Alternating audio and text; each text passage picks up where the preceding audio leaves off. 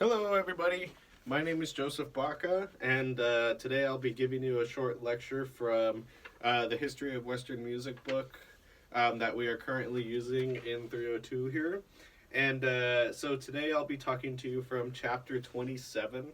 Chapter 27 covers the Romantic opera and musical theater in the mid-century. Now, Romantic opera is this awesome effect that comes out of opera. As you know from the past video lectures that I've given, Romanticism is one of the most passionate things that ever came out of this world through music and through anything that involves Romanticism, for that matter. You know, it's rule breaking, it's astounding, it's a great time, and so with Romanticism and Romantic opera and musical theater in the mid-century comes nationalism.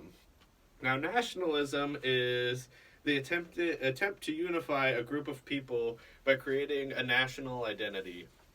Now, a national identity can be perceived in many different ways.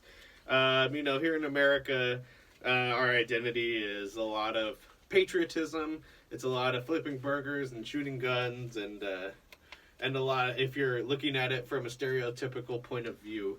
But I don't really agree with nationalism too much because there's so much color in this world and aspects that attribute to making our countries the way we perceive them.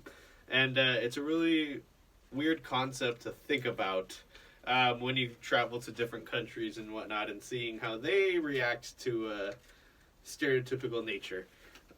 So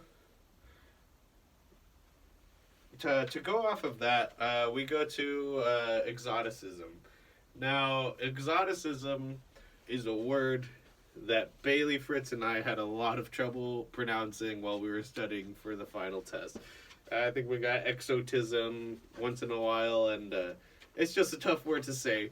But besides the point, exoticism, by definition, is the evocation of foreign land or culture.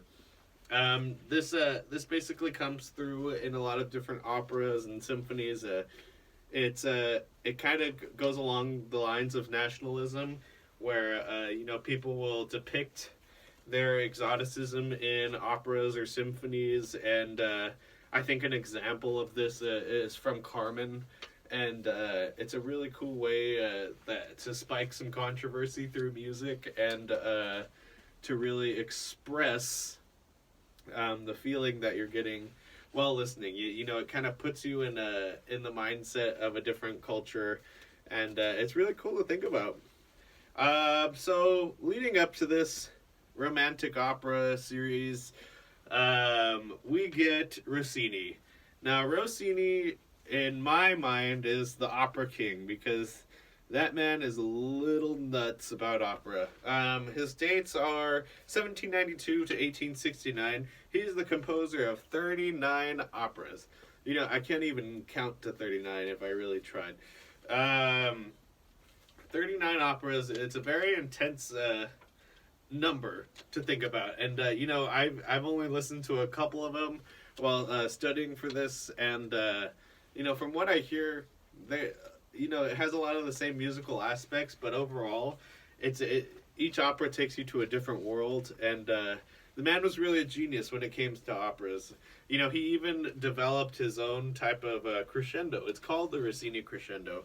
Now, basically, by definition here from the book, the Rossini crescendo is a repeating phrase that gets louder at each time, giving the effect that the world will spin out of control.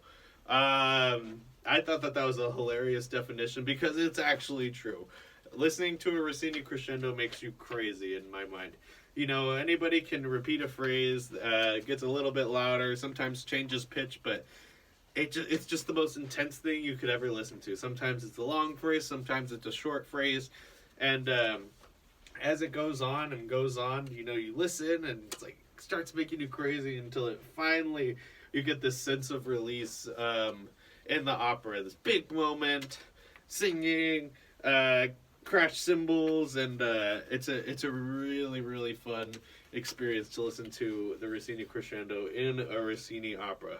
Now, obviously, it's a public world, and people try and take that idea, and sometimes it works out for the better. But there's just it's not the same as listening to it from the actual composer, in my mind. So with the Rossini crescendo and with Rossini comes the grand opera. Now, when you think grand, you could either think of two things. You could think of big and wild, outrageous and beautiful, or you could think of like Grand's biscuits at Cracker Barrel. But most of the time, you think of wonderful and extravagant and romantic and an awesome experience. The Grand Opera, it consisted. It's a consistent with fashion and prevailed in France. Now, obviously, it's from France. It's grand. Everything in France is grand and a little smelly, and they basically what it is fashion, music, and elegance work together to make this huge and, not to quote again, but grand sense of music and awesomeness. With the Grand Opera comes ballet. Ballet is one of my favorite things. I used to hate ballet as a kid. Ballet features ballerinas who are dancers, who oftentimes a composer like Rossini or like Tchaikovsky will come together with the dancers and with the choreographers and write a ballet, and write music for these girls, for these men to dance to and really express themselves. Ballet is really cool because it's the vision of elegance.